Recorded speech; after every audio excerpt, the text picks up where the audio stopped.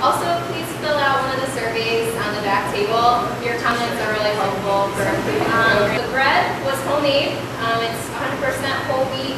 I put some just like dried herbs in there. I don't know if they taste it or not, but the butter is real butter. And if you need anything, if you need more water, you can just give me a wave and I'll refill you while Carmen's looking. This is only half an hour workshop, so we didn't make coffee or anything for it. We will also hand out the free bottle of bug spray at the end. Please remind me if I forget. What else?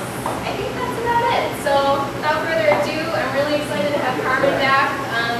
Some of you I think might have been here for her natural spring cleaning workshop in April, I think, which was fabulous.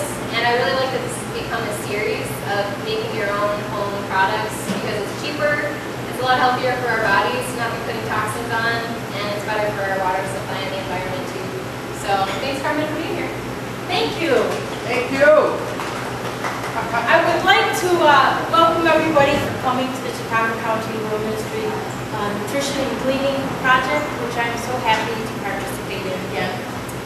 The reason why I wanted to do the Natural Summer Remedies workshop with Sarah here is because summertime is a very tricky time of the year where people have environmental allergies, where there are a lot of incidents of bee stings, insects biting, sunburn, because we're exposed more to the environment. We're outside, people are working in their gardens, people are working on commercial farms, and people just want to enjoy the nice warm weather. So I wanted to do a workshop that would incorporate some of the things we talked about in the past with making your own home remedies from the natural spring cleaning and working with, for example, vinegar, which is something we all have in our pantry, working with water, working with natural oils and herbs, working with products that don't contain chemicals that are harmful to ourselves, our animals, and the environment. And one thing I really wanted to do was start with the natural bug spray.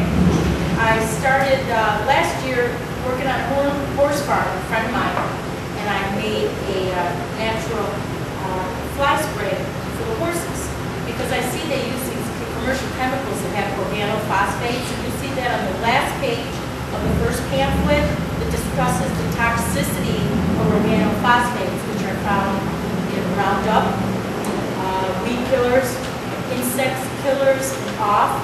And just in brief, organophosphates are chemicals that cause nerve damage in the intended pests, and there have been studies in Spain and other studies by scientists that have proven that neurological damage can occur in us, and that's a no-no. But we don't want to do anything purposefully to endanger the environment, one another, our pets, our children, grandchildren, etc.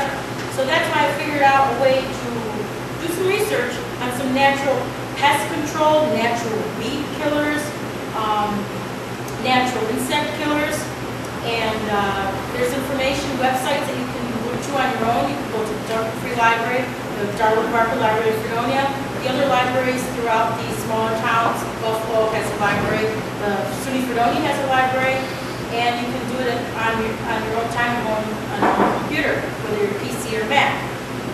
One of the most important things to remember is that when you're doing research, or if you're learning something from someone else about natural products, whether natural pesticides, natural herbicides, natural insect killers, to really read the recipes, the instructions, and of course it's okay to experiment, but make sure you understand why you're doing what you're doing, and know that some people have allergies to it. For example, orange oil.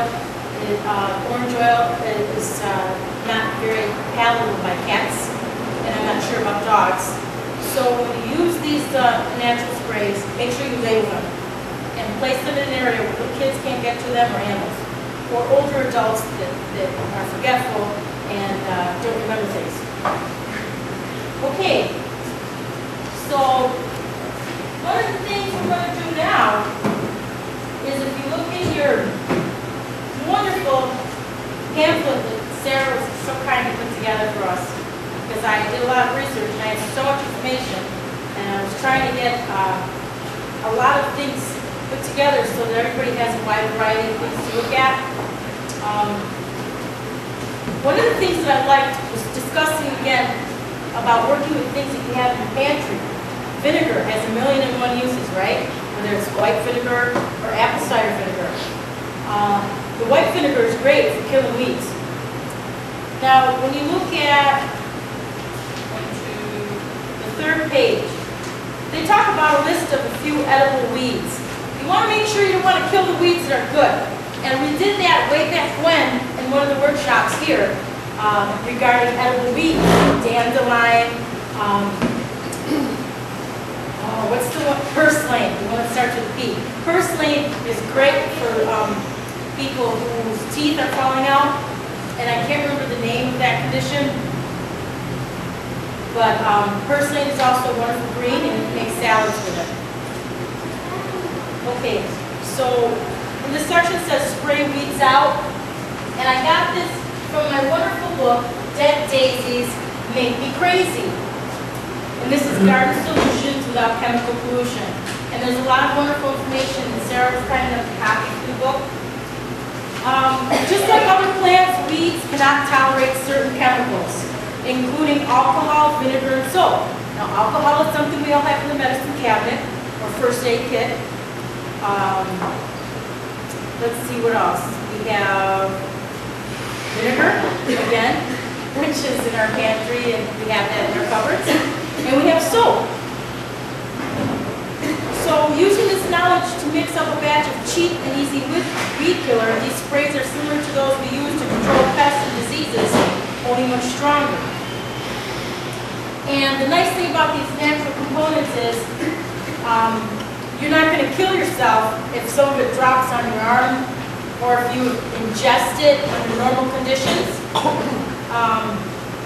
And there are different things you can do. You can put boiling water on weeds, or you can use the soap spray. There's all different kinds. There's an alcohol spray, a weed spray, soap spray, which you can look at on your own leisure. I figured I'd do the vinegar spray to piggyback on the vinegar that we keep using throughout our courses. Okay, so for the vinegar spray, you can get a spray bottle, okay, according to however size is feasible and comfortable for you. And you do equal parts of water to vinegar, and that's it. Then you go in your garden, and if you've done the research beforehand, you know which weeds are good and which ones aren't, and you spray them. Okay, so this is wonderful because we use recyclable items that we have in our home. This is a ricotta cheese container. This is Maxwell House coffee, I can tell because it's blue. Pyrex. I can't do without my Pyrex measuring cups.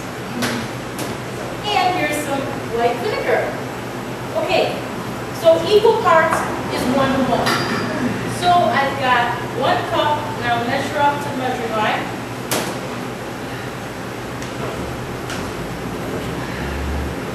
Carmen, can I share a fun fact I read about conventional weed killers? Yes. Okay. I'm reading a book that just tells a little bit about why the chemicals that we're allowed to use in our products are so much worse than other parts of the world. In Europe, if a company wants to use a new product, a new chemical that hasn't been tested, they have to do their own testing. In the U.S., companies are not required to do any testing on a new chemical, and it's like innocent until proven guilty. So a lot of times with these chemicals, it takes decades for the long-term effects to show. So, and then by that time, it's our health and the environment that's suffering rather than the companies having to pay for the testing. One example is atrazine, which is one of the most common, it's a very common water pollutant in our country. I think the number the book gave was like 75 million pounds of atrazine is what we all use for weed killers. And it's banned in Europe because it's, there are definitely tested health effects that they found after their own testing of that product. So thank you, Carmen, for teaching us a different way to kill our weeds. Well, was that a piggyback onto the email that you sent me? One of those that you sent me? Yeah. Yeah, I get really scared for everyone because it's so easy for everybody to say, oh, get me the off, or get me the Avon Skin So Soft Buzz. I'm more aware